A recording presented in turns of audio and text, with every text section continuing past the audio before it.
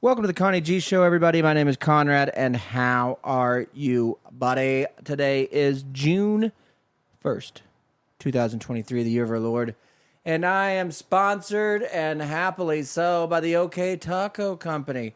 That's right, the OK Taco Company, home of the OK Taco Club, which is sponsoring this episode of the Connie G Show, as it does every episode. I'm broadcasting right now from Davenport, Oklahoma on Route 66, the historic mother road of these United States. And if you're walking through Davenport right now, say hi to that fellow carrying the tarp who's walking down the, I guess he'd be going eastbound on 66. It looks like he's got enough garbage in his arms to be able to stay warm for a while. So, decent fella, was going to give him a taco, but he was busy. He looked like he was scrounging for loose change and cigarette butts and stuff in the rocks on the side of the road. So when you see somebody looking for used cigarette butts, don't bother them. You know what I mean? That's a person who's busy. That's a person who's motivated. That's a person who loves cigarettes. Much like Thick James, everybody who has been following along knows that my brother James is often at the taco shop, lounging through in different locations like a cat. He's kind of like the OK Taco cat. And so you might see him in a booth. You might see him at the party room big table. You might see him out on the veranda smoking a cigarette. You might see him on the east side of the building sitting on a chair next to the cinder blocks smoking by his truck. He's just the OK Taco Company cat. But you'll know which cat he is. He's the one who's smoking. And I actually had an idea. I thought it was a decent idea. Because here's the thing. Here's what's going on with that. With why is he here? Well, because he's one of the Lord's blessings, number one, guys.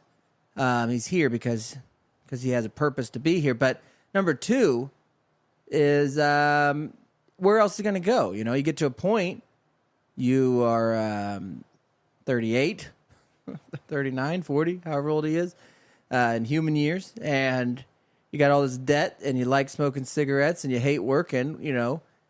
So where can he go? And you can hang out in your mom's basement for a while, but she still makes you do stuff, and you can hang out in your dad's basement, but he's going to make you keep it clean and not smoke in the house, so what do? You know, you live in a shed in Oklahoma and do what you got to do to get by at the taco shop. That's it.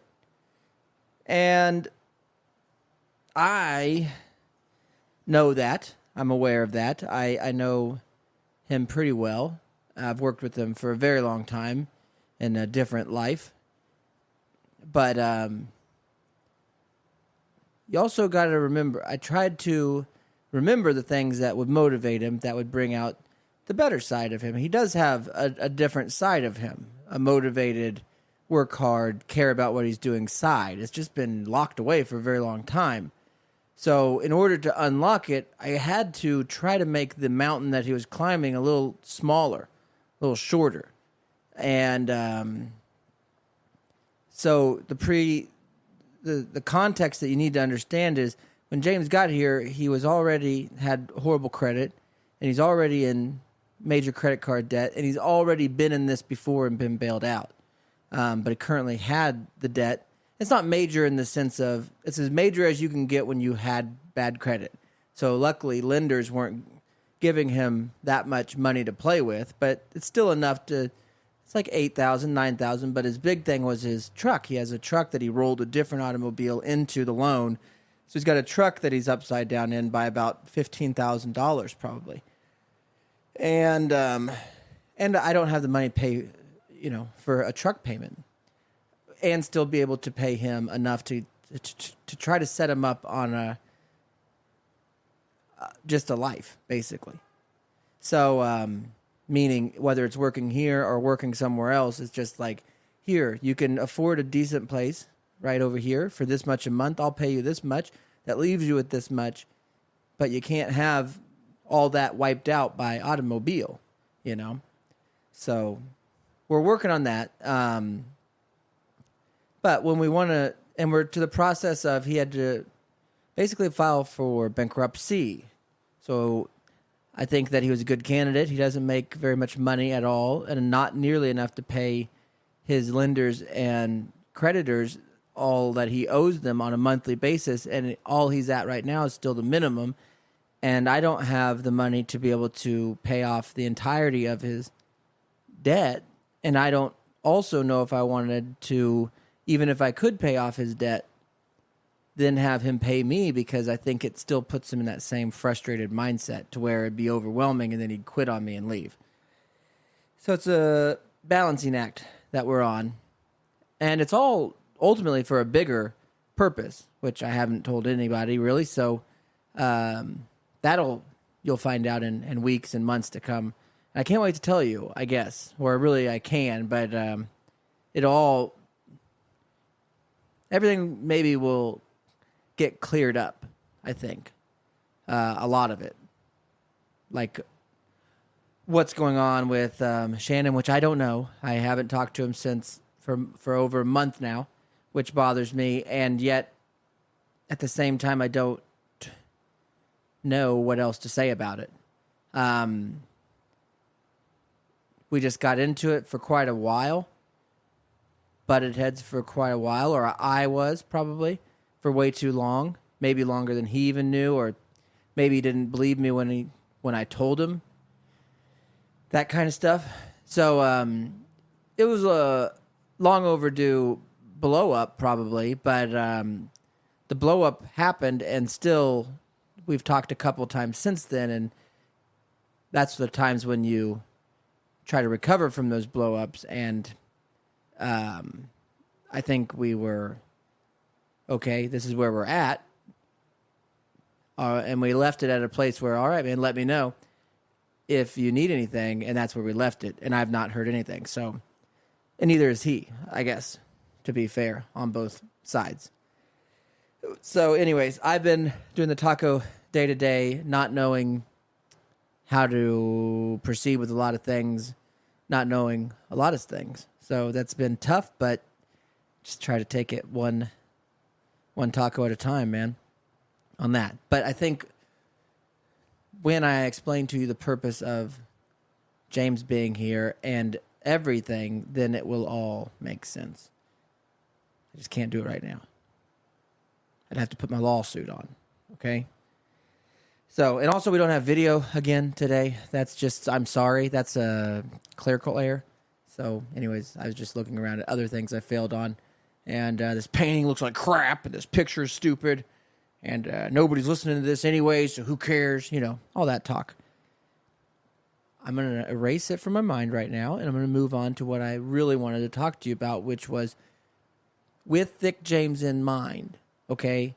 With him in mind, you have to understand that I'm aware that even if paying him low, where he's just a low-paid employee, but he's my brother, and I take care of him in other ways, like buying his groceries and filling up his gas and taking care of his insurance and buying his cell phone, to where, yeah, I don't pay him much, but I also pay for all the other things, which people do not credit. If that is a benefit you're getting right now, you don't give it any kind of credit. You guys all take it for granted, and that happens. I mean, that happens so much. I don't understand. Grow up. I mean, if you're on somebody else's cell phone plan, get off of it. Get your own damn cell phone plan. I mean, what are you doing?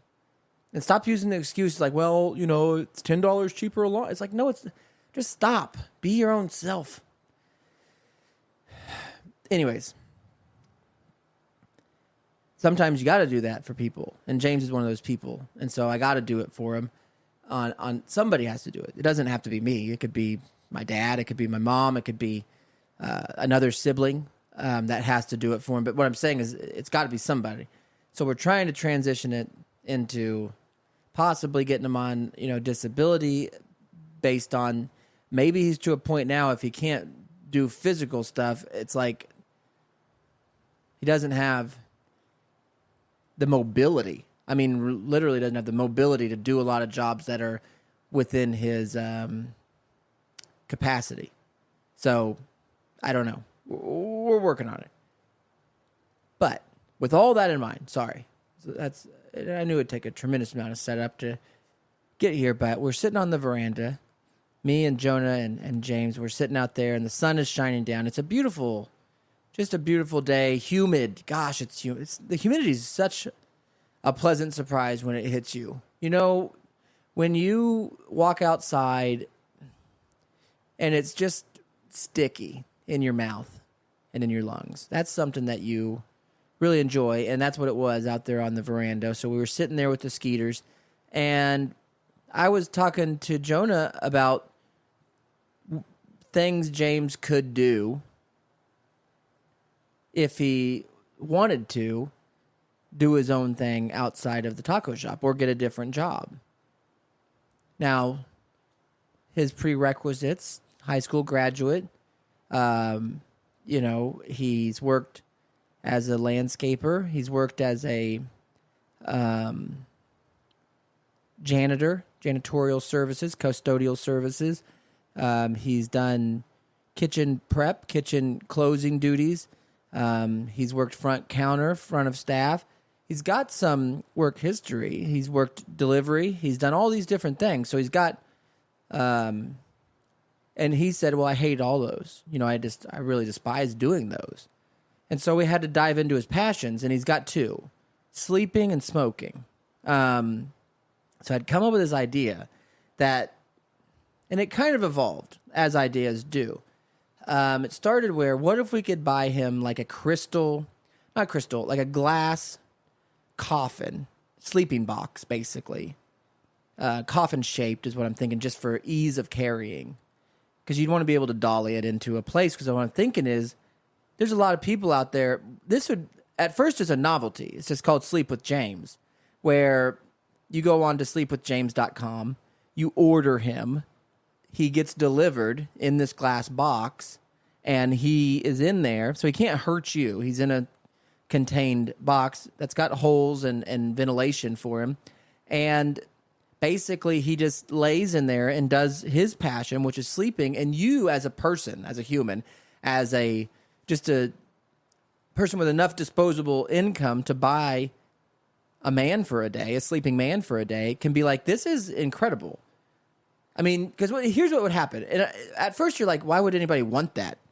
And okay, it's living art, number one. Number two, it's just such a study. I mean, you're going to go to a website called sleepingjames.com. That's already funny. So you went to sleepingjames.com. You said, okay, during the month of August, I'm going to be home for sure because the kids have their wisdom teeth getting pulled on the 9th, okay? And so you look, and look, sleepingjames.com, I just got a notification. It looks like the weekend of August 9th, there's a BOGO. You get them August 9th and August 10th. And so you sign up for it. Of course you do. It's a hell of a deal. And so for $75, I drop off James at your door. Or James actually drives to your house, gets in his coffin, and then you come dolly him in. You have to dolly him back out. It's part of the deal. He comes free delivery, but it's self-delivery. So he gets in the coffin. He talks to you a little bit about what he likes, snacks he likes, put it in the cupboard, stuff like that. And he'll bring his own in case you don't have any, but he'll tell you. And you'll talk in your front yard for a while. So on August 9th, a 1995 Mercedes-Benz SL500 pulls up into your driveway. On the top of that Mercedes-Benz is a crystal coffin. A man of larger carriage gets out, disheveled, and looks as if he hasn't slept in months, and covered in the tar of cigarette and the nicotine stain. I mean, his car is nicotine. You smelt his car when he got there. You could smell the cigarettes in the air. What is that? Is somebody smoking? And it's like, oh, wait, there's a Mercedes in the driveway. Oh, the license plate says TCK James, baby. That says Thick James right there. Or it might just say Thick Jim. I don't know. Depends what the DMV has. It's Thick James is what the license plate says. A wife says to her husband, what is that? And husband laughs. That's from sleepingjames.com. I ordered that. This is a guy that sleeps. What? Why would you do that? Just I don't know. It's funny. Go out there. You meet James. He tells you like, yeah, well, I just wanted some ding dongs. And, I just got some licorice and then I got a big gulp of tea. I like to drink a gallon of tea before I sleep for 12 hours. I got all this Lipton, and then he'll kind of go through it with you. Here's what's going to happen. I'll get in the coffin right now. I got a carton of cigarettes, and you guys will push me where you want me, and then just kind of keep me in the house or wherever, and then I'll be sleeping, and I might wake up. If I wake up, I might talk to you a little bit about what I was doing. But basically that's it. Then I'll just go back to sleep a little bit, and then tomorrow, or you guys got the BOGO? Yeah, so Sunday, you guys will roll me right back out, and I'll just get back in my car and leave. That's a perfect job for James. And I think that people would get him, they'd be like, okay, and they roll him in, they'd be like, okay, let's see how this goes. James would be asleep. And so you'd walk out, and you'd be like, oh my God, he's sleeping. It's 9:30 in the morning. And then you go probably play pickleball, maybe go to, Slim Chickens for lunch, maybe do a little shopping at that World Market, walk around. Like, I do like these pillow covers. Last time we were in here, I didn't like the pattern. I think it's growing on me. I actually like this pattern. You'll have a talk like that at World Market. Have you had this hot sauce before? Have you, babe? It's called Ass Blaster. Have you had an Ass Blaster? No, I haven't. Be good on eggs. It says it's good on eggs. Good. You have those conversations. You get home, and you'd be like, "Oh my!" It's 2:45 in the afternoon, and he's still sleeping, and that's just incredible. That's why I told him. I keep trying to give him, like, Tuesday he went and paid the lawyer for the bankruptcy lawyer. So I gave him a check, and then he cashed the check and got a cashier's check. Big day for Thick James. And he went and did the bankruptcy thing. And, the next day I had my wife here and the kids, and he seemed kind of processing. You could see his brain turning. And I said, man, you want to get out of here? And I just got to go. And it's like 3:30, and he went home, and I was like, well, I just feel bad that he's like, I love it. I just go back and go to sleep. It's like, that's not good for you, man. You can't just go to bed at 4 in the afternoon, And so, unless it's your job, is what I'm saying. Unless it's your job. And then I thought maybe Sleeping with James could turn into another thing. Sleeping with James, sleepingjames.com. Both of them are working titles right now, and they're both copyrighted as of the date of this broadcast. But unless you want to purchase them for the purposes of what I've described, I would take them as gifts from you. Thank you. And if you guys want to give me a gift, sign up for the OK Taco Club, okay? It's the home of the Connie G Show. It's the home of any other projects that we're going to have moving forward. And believe me, if you think that, me losing all my friends and everybody that's ever done a broadcast with me and having to do it all alone is going to deter me from some way of not sitting back here and talking to myself like a psycho, you're out of your mind. I'm going to continue to do it. I'll do it for as long as I like, for as long as I desire. So it was never anybody that was motivating me to do it, clearly. It was always myself. And so, if you want to support that kind of psychotic behavior, you can do it very easily by going to patreon.com/OK Taco Club. It's $5 a month. That shows me that you care, okay? And it shows me that you're here. And that number is dropping quickly. That number of supporters. You know what? That's dropping pretty fast. But you know what they say. You know what I mean? If you're just... you can look at it two ways. You can be out there skiing and lose a ski. And you can be like, holy shit, half my boat's gone. Because technically, it's like half your boat. Yeah. Or you can look at it as, I'm the world's best slalom skier.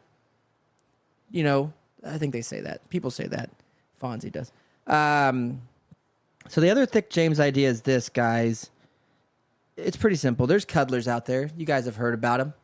There's people out there that are cuddling, and they're making money doing it. So what happens is they get on websites, like social media websites like Instagram, Twitter, TikTok.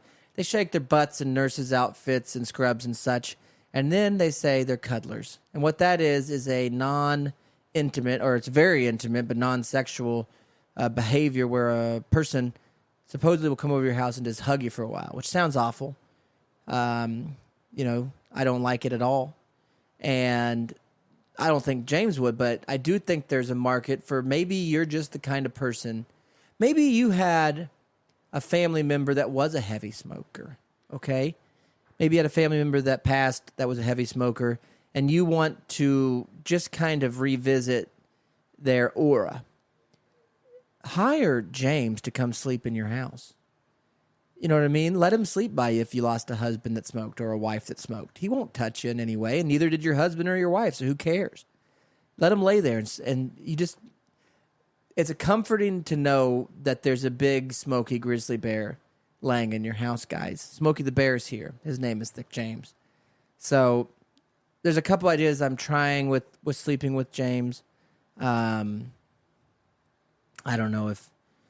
it's just a treat getting reminded of the ridiculousness that his existence has brought. He was telling me a gentleman had dropped off a flyer or a pamphlet about a pancake sausage feed that's happening here in Davenport in a week or so on a Saturday morning. All you can eat pancakes and sausages, $7. And there might even be toast and coffee and orange juice for the kiddos, okay, or for adults who drink like kiddos. But if you want to get an orange juice and a couple sausage links and a few pancakes, come on down to Davenport. And James saw that flyer and said, you remember that time I worked the Lions Club? He does this to me very often. He'll ask me to remember things that he did. It's one of the two tricks he has as a human. His other trick is this, where I'll say something like, hey, James, Heather and I are thinking that we're going to probably have to get a bigger house. If you guys don't know, we live in, it's not a mansion, but it is. I mean, it's a very nice house. It's 933 square foot, and we're getting a new roof. Hail damage has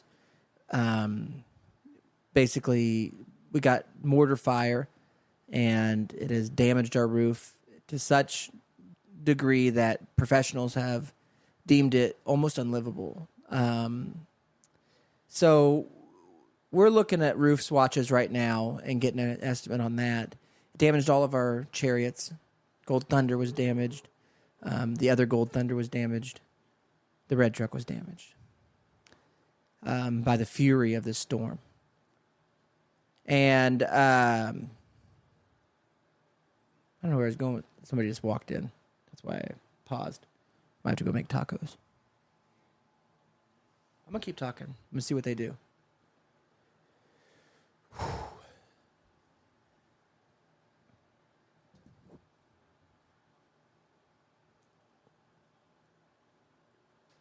I think they got it.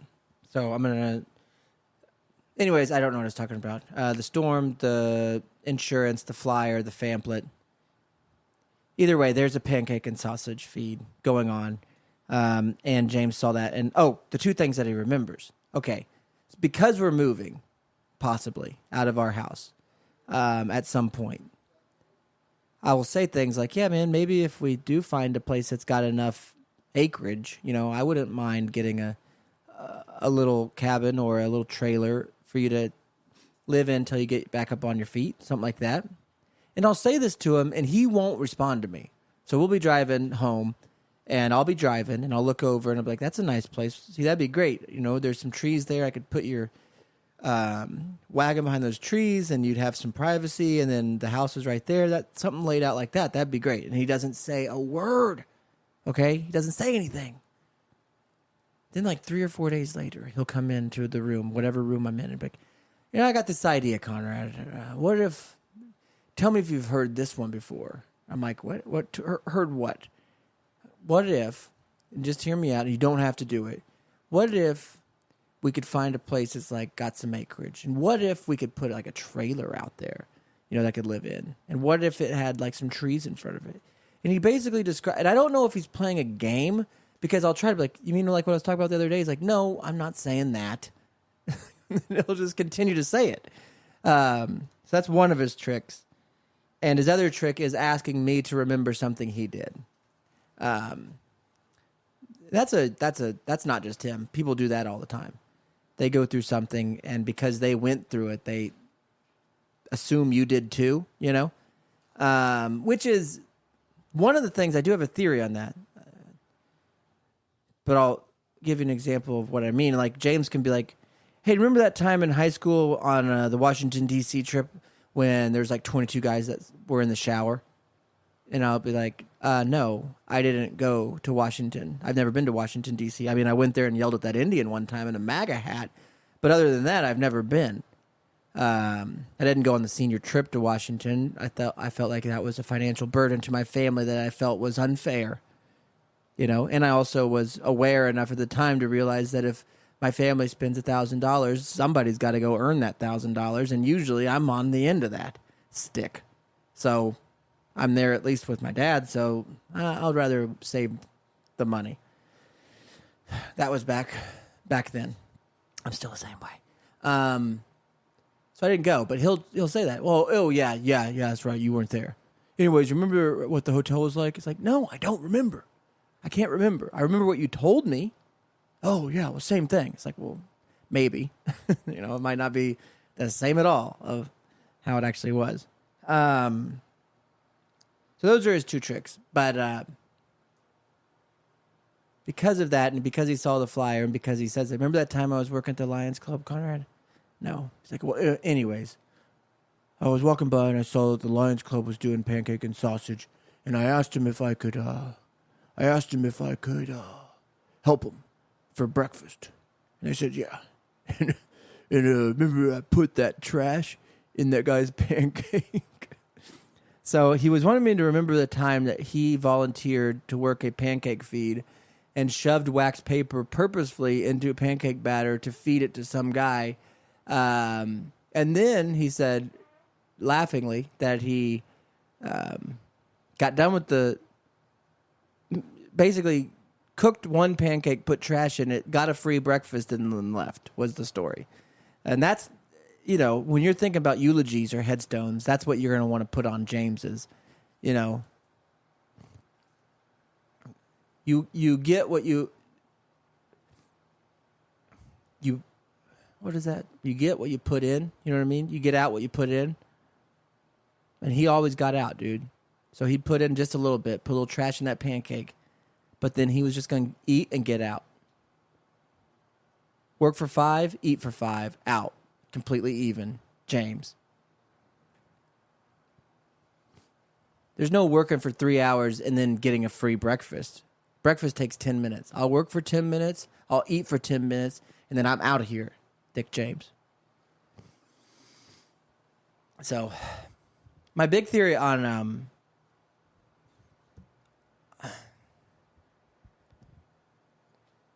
it's really a theory on why I think there is, or what I think, maybe it's not why, maybe it's what I think the biggest disconnect to societal connection. It's a big thought. But basically, it's simple as this. Up until the mid-90s, and really into the 2000s, the collective masses that had the ability to, and the free time to consume entertainment, got that entertainment from either cable TV or network television. Meaning, you were watching the same news because it's all you had.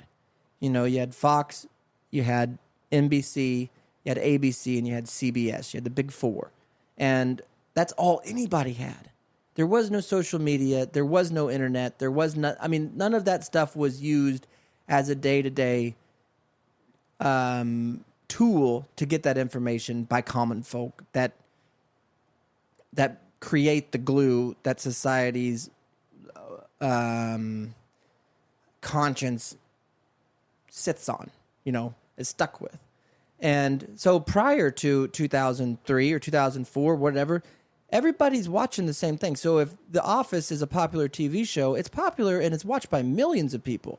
It gets this crazy number in its ratings, and everybody loves Raymond. Everybody's watching. The reason Deborah and Raymond don't have to work is because everybody in the world watched that show. I mean, even people in Russia. I mean, there was no other option. So you just watched what was being produced, and what was being produced, it doesn't mean it was necessarily good or great. I mean, it wasn't great programming. It just meant that it's all there was. And then the older you get, meaning when you get to the early 90s or the mid 80s or these, late 70s, and you have these TV shows that everyone still references. The reason everyone, and it goes across all color lines, all social lines, all financial classes, everybody connects with Good Times and Three's Company and those Sanford and Sons and all of these shows, because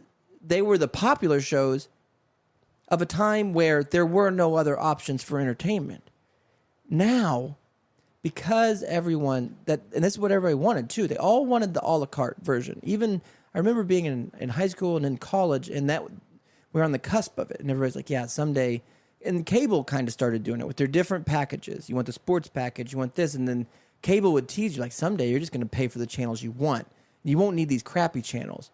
Well, what happened, once Netflix transitioned into the streaming and then brought Hulu and all these other companies along with it, and the fact that you can pick and choose means you can have a company of 20 employees that when those employees leave their shared experience of working at this place and they go home to the same neighborhood, what they consume in their house can be such a wildly different thing that the other half of their whole world is a completely different view than what the person they work next to all day sees when they go home. And it used to be there was no other way to see that. Now that there is, where everyone's free to watch what interests them or what they get sucked in by or whatever, it's not the fact that one thing is better than the other. It's the fact that the other person now has zero context to what anybody's saying. And so the more independent we come on the entertainment that we consume, whether it be social media or YouTube or when you get into streaming things, whether you're the guy that's watching Silo on Apple TV and that's what you watch, so you don't know what's going on Yellowstone on Peacock or Paramount Plus. You don't have any idea about Chang Can Dunk on Disney Plus. You don't know what's trending on YouTube. And all of these different things is what the other person that sits next to you is watching. And then you guys try to talk. Everyone tries to communicate about a subject that's somewhere that's relatable to everyone. So be like, well, what do you think? Do you think DeSantis is going to run? And one person who's been watching Peacock would be like, well, I don't know. I mean, he seems like a pretty bad guy to me, And the other person's like, well, he's watching Yellowstone. It's like, are you kidding, dude? This guy's going to save the country. And neither are right or wrong. Neither are either. Neither is anything.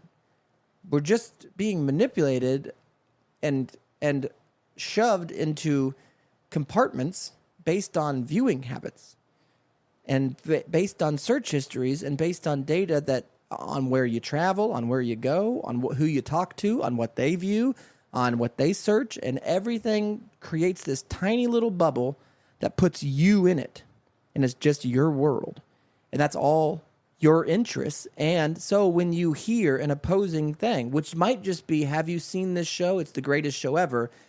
Instead of you being like, I'm going to check that out, now you're like, dude, that's not the greatest show. Have you seen Yellowstone? That's the greatest show ever. And ding dong, you guys are both wrong or both right. The point is, it doesn't matter. It doesn't matter, yet it does for some reason. I don't know. I think that if you take away when everybody's able to create their own prisms in which to view the world, then how could we expect people to be on the same page? You can expect all the people that like Ted Lasso to probably get along. But that little group might only be 10,000 people. That's another thing. All these things are made out to be a lot bigger than they are. In the grand scheme of things, I don't know what a good number is anymore. You know what I mean? So the greatest show used to be you get these shares and it's based on millions. So you get a 10 shares, 10 million people watching you. Back in the Johnny Carson days, Johnny Carson would get like a 90 shares. The whole country's watching this show. And that's why people would do that show, and the next day everyone would know their name. Well, now you could do a Netflix special and nobody. I'm talking people who watch Netflix every night do not know who certain people are that have only Netflix specials. How is that? Because the algorithm has weeded out if this person doesn't seem interested in stand-up, you're going to not see this thing. Even though this thing, in its world, thinks it's the biggest thing ever. Bert Kreischer thinks everybody in the world knows who Bert Kreischer is. But my wife doesn't know who Bert Kreischer is. Now, if I told her it's the fat guy that sometimes dances in his Juneteenth teaback on social media, she goes, oh, that guy? Yeah, I think he's funny. Do you? Have you heard his stand-up? So is he a stand-up or is he a social media guru? It doesn't matter. But there's going to be some diehard people that are like, oh, he's the greatest stand-up of all time. Is he? Or did he just find his way into your brain because your computer told you that he's perfect for you? Because my computer doesn't put him in my brain. You know? And when I say computer, I mean TV, phone, all the stuff that's connected, dude. And so it's real strange, and it's also causing, once that bubble sinks in on you, once that bubble gets on you, you can't connect with any, you bounce off other bubbles, especially unless that other bubble looks familiar. And so you float around if you're in a Ted Lasso bubble or a Yellowstone bubble or a Fox News bubble or a CNN bubble, and you float around and look for other bubbles that look like yours. And then you guys can, what happens when the bubbles hit? They mesh together, make a bigger bubble. But inside that, there's still you. So you basically go into it. So now you're in this CNN bubble and you're floating around and you're a little bubble. But now you're in your little bubble. You like Ted Lasso, but you also like CNN. So you're in that world. The problem is once you get in one, it doesn't seem like you're able to get out of the bubble again and realize that ultimately none of it matters because a nice breeze or a hit with a hickory stick pops all your bubbles and we're all laying in the same ground. So it doesn't matter. But it matters in the sense of I think it's pulling everybody apart. Like your freedom.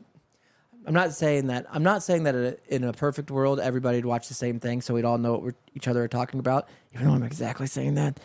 But it would be, to me, it's very interesting that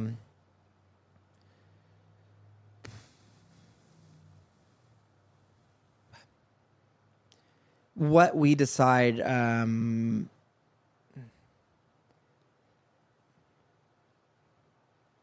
it's like if you walk into a spa or something and they have relaxing music, you don't go up to the spa person and be like, hey, why are you playing relaxing music? It doesn't mean anything, doesn't do anything to you. Because that's not true. You'd walk in and be like, oh, duh. This music makes sense. It's supposed to be relaxing. I can see how it's relaxing. This is relaxing. You might even say this is relaxing, depending on how connected you are to music, right? I can see that this is actually relaxing. It's very calming. So if you accept that it can be calming, to me, it's kind of ignorant then to be like, yeah, relaxing music can be calming and affect the brain or whatever in such a way that makes me relaxed. But then on the same token, if you're like, well, do you think that the stuff that you're watching, whether it be CNN or Fox News, can manipulate you? No. That's just, it's like,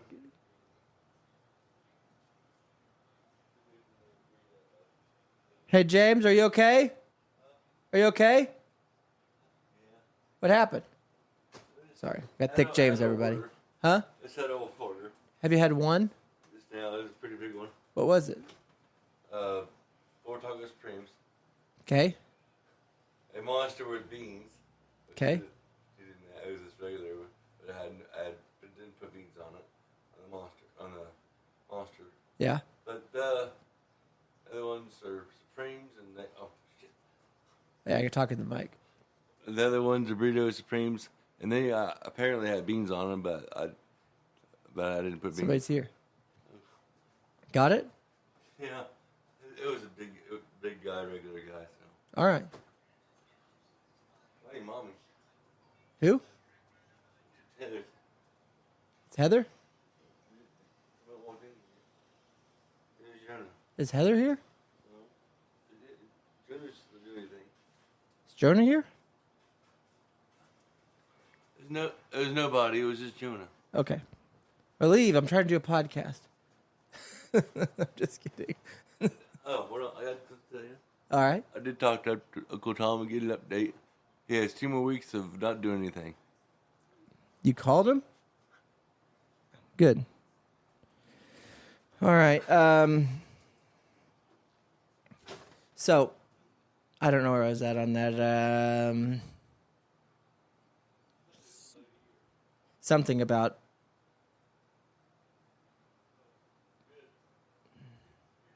us not thinking that what we watch influences us, but yet knowing that all these inputs they affect us when, I guess we decided that we have the control to be like, oh, this one affects us and this one doesn't. When I think that maybe that's not true. I think that maybe watching some of that stuff, and I know my dad listens, and I know he watches Fox News all the time, and he thinks I'm talking about, I don't care. I don't even know if he pays attention. Or I don't know if he thinks it even matters. It's just maybe entertainment. I think it's entertainment for a lot of people, but at the same time, I do think it all sinks in, and same thing with the other side. It's just and I've watched and listened, and that's one of the things I put myself through over many years, is trying to really hear the argument on both sides and what the argument is. And it's gotten to a point where I can't even listen to it because now it sounds like such childish banter between the two that it's like, I can't believe adults are even talking this way about these subjects as they get paid. So anyways, that's way off subject. Let's talk about some stuff that matters. If we're going to talk about TV, I do have to mention this, not to give him a plug or anything because the dude, I guess, thinks he hung the moon. But there is a show on HBO called Real Sports. It's been on for about 6,000 years and hosted by the same, what I think is the world's first AI man, Bryant Gumbel. And if you've never watched Real Sports with Bryant Gumbel, I'll give you a little synopsis on how it goes. Bryant Gumbel typically has other journalists that present him, I guess, with a story, or his staff.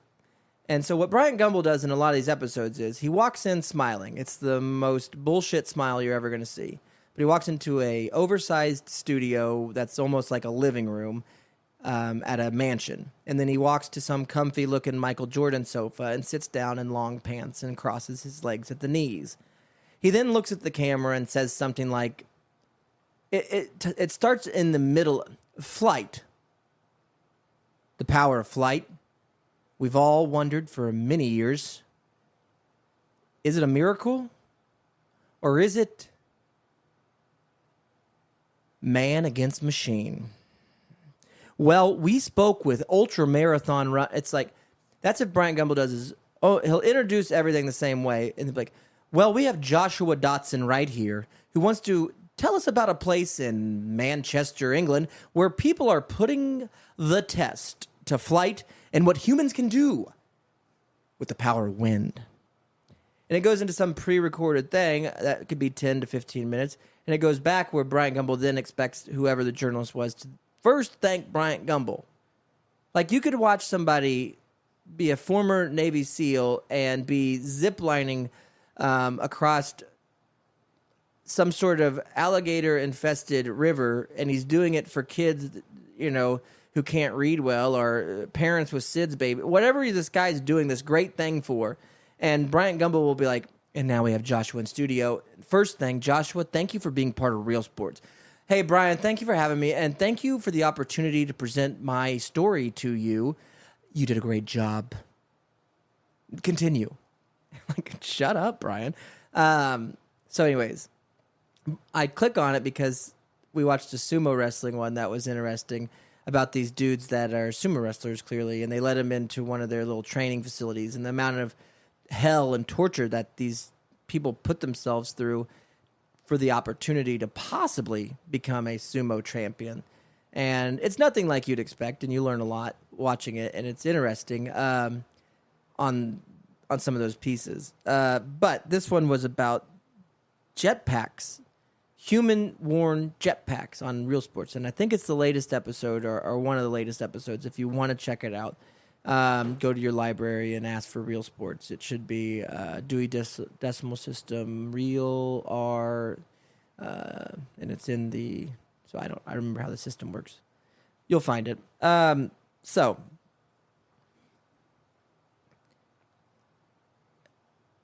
there's an ultramarathon runner in Australia that, for whatever reason, at some point thought it'd be a great idea to strap rockets to his forearms and his back and not use water propulsion. These are jet packs. And this guy is flying around, okay? And it's like a 10-minute spot on this show about this technology. And so this guy invented this, and it obviously trial and error, and he eventually got to the point now where he can comfortably, like, do maneuvers and shows, and he is flying around at speeds of up to 100 miles an hour with a human-worn flight machine. And so as I'm watching this, I'm like, holy shit. Like, this, if the military gets a hold of this would be wild. And the next scene is him. It's almost like a scene from Iron Man. It's a image of him taking off from one vessel and landing on a military, whatever those are called, bomber ships, or, the ones where the bomber planes, the one that Top Gun takes off of. Flight deck of a frickin' whatever that's called, battleship. So, anyways, this guy takes off from, a little shrimping barge, Forrest Gump's shrimp boat. He takes off a Jenny and frickin' Iron Man's himself over to a damn battleship and lands on it. And like, yeah, the military sees some possibilities. Like, yeah, you think? Do you think the military might see some possibilities in flying around like Iron Man? I bet I can think of some possibilities. In fact, I might just watch Iron Man and see them in person. I bet the military's ideas are going to be a lot like what Don Cheadle was wearing in Iron Man 2 in the Patriot suit. Yeah, he's not powered by some sort of nuclear heart. He's just powered by good old-fashioned American ingenuity and money. Or Australian ingenuity and American money, whatever it is. This guy's zipping around showing it off. It's not like he's showing it off to the Australian military, buddy. And then he's talking about, using it as park rangers, which they wear too much brown and green. You can't have a dude dressed in brown, okay? You can't wear Park Ranger Brown and be named Park Ranger Jim Brown, wearing brown, and put on a jet suit. That's creepy, dude. Even if you're, 16 hours into your 127-hour turmoil, like you went hiking and you fell into that crevasse and you were stuck there and you had to cut your arm off with a pocket knife. And the last thing at hour 63 that you want to see is a 224-pound park ranger hovering above you in a brown suit and a jetpack. That's called the angel of death, brother. So first thing you got to do before you sell jetpacks to the park rangers is get them some new threads. That's what I'm saying. Get these guys some new drip because they got some new whips coming. This guy's talking about flying around in like marathon style races. He's like, yeah, you know how NASCAR? And it's like, first I got to think, oh shit, NASCAR, what is it? Oh yeah, cars going in circles. We could be doing just like NASCAR in the sky. You mean people flying in circles? Oh my God. I thought it was a dumb example, but he is Australian, so I cut him some slack. And he did invent a jet suit, so I guess maybe creative gaming is not his strong suit. I guess that would be more just like engineering, what is that called? air engineer or something, like a sky engineer, like a gravity engineer or something. Either way, smarter than me. Just didn't come up with a great game. By the way, Harry Potter already come up with a game, dummy. You get jetpacks. You take jetpacks to any college campus. In 13 minutes, a full Quidditch stadium will be built. The moment Harry Potter fans find out that they can now have the power of human flight, it's over, bucko. You're going to get... They already know the spells, dummy. They just can't get the flight thing down. You're going to get a bunch of wizards zipping around, casting frickin' frog spells at you. And guess what? You're all in danger because I'm sure you all were mean to them. So good luck with that. The power of flight is here. The power of flight compels you. Just be careful out there, everybody, because if you buy a jet suit, there's no takebacks, you know. There's no warranty. You're going to be zipping around, and you're going to hit some turbulence, and you're going to die. People thought it was funny when they got the hoverboard that didn't hover. And I got to admit, it is one of the funniest things for me if I'm having like a sorrow day. You know what I mean? If you're having a sobby day where you're going to go around feeling sobby for yourself, turn on Google elderly people hovercrafting. You know what I mean? Google hovercraft fails. And just have yourself get a little bit of kettle corn and watch people get hoverboards for Christmas and then eat shit. It is funny. It is great. And it's one of my favorite things. And imagining the amount of people who put on jet-propelled wrist collars in their new flight suits and then reach up and, you know, burn their head off because they felt a fly on their face or whatever. You know what I mean? Like, oh, hey, man, you got a mosquito on your face. Jetpack. Had another jetpack death yesterday. So, anyways. It's tough out there when you're zipping around. It's tough out there. The only other thing I had that I didn't know about was listening to this book where this guy, well, everybody, it's a guy named David Goggins. It's not a great book. I will not promote it. I mean, it's a New York Times bestseller, but not a great audiobook, I would say. It's fine. I'm getting through it. I'm going to get through it, but it's got a lot of parallels with some things that people with different kinds of mentalities think like, and I have a similar mentality as Mr. Goggins, but he was just a Navy SEAL, and he's just a big fat loser that wanted to not be a big fat loser, basically. And so he picked the hardest thing and figured, well, I'll just do that. And then he kept at it, and he's, at this point, been doing it for a very long time, not just his active duty, and then beyond that, just having a real, just believes in pushing yourselves physically in order to push yourself mentally, or vice versa. But either way, I enjoy his book, even though it's not the most well-polished audiobook. I'll put it that way.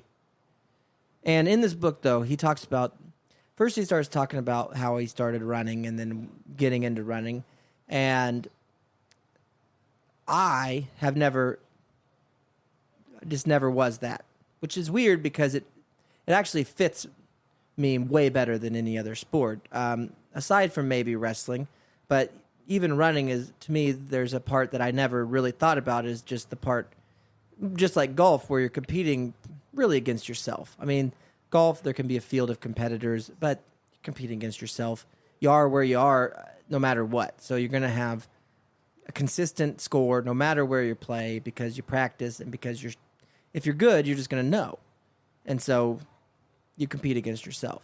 And running is that entirely. And had I thought about it for long enough, or didn't put, the stigma and stuff that the nerdy skinny guys run and the big guys play football and the guys that get the chick, all that crap, had I pushed that aside and just been the runner and the competitor that I probably always was and always will be, I think it could have been a different story on stuff. But either way, I started doing it now, and so screw it.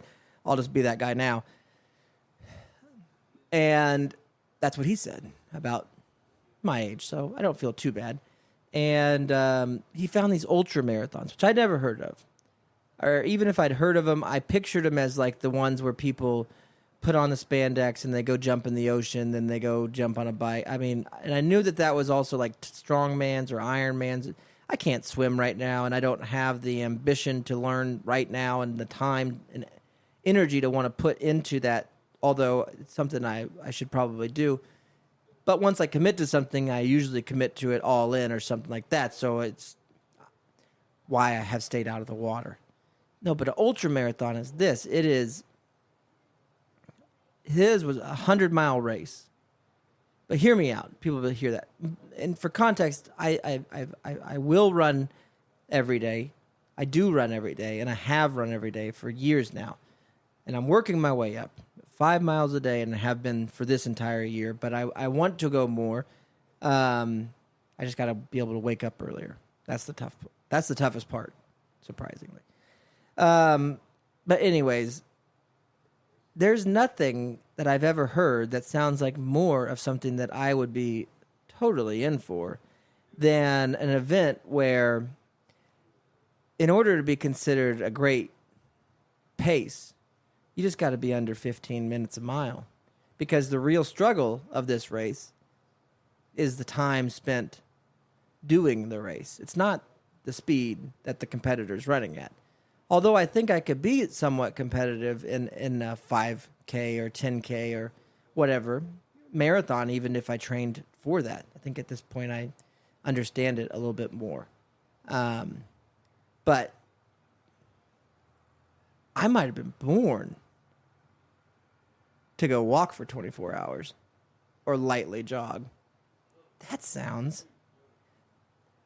It's so funny because when the guy's describing it, Mr. Goggins and the author or the guy that was narrating his book were talking about it, out of everything that he had said he'd already went through, which is all the Navy SEAL Bud stuff and all this different struggles that this cat had been through, when he got to this, he's like, this was the hardest thing, only because he was unprepared and ill-trained. But then he's like, even being prepared is the hardest thing you've ever done. And out of everything he said, which was a number of bad things, I mean, he said he'd went through, this one scared him. This one got me excited. So, anyways, am I an ultra marathon runner? Yeah, duh. So with that being said, if you see me on the cover of a Wheaties box, send it my way. I'll sign it. Thix James was here. So don't let your meatloaf have an okay day. We'll be back more next week with some porch sitting and maybe some more shenanigans. Please pass this episode along to your friends and neighbors or your church folk, and be sure to share it with a clergy member. Okay. Don't let your meatloaf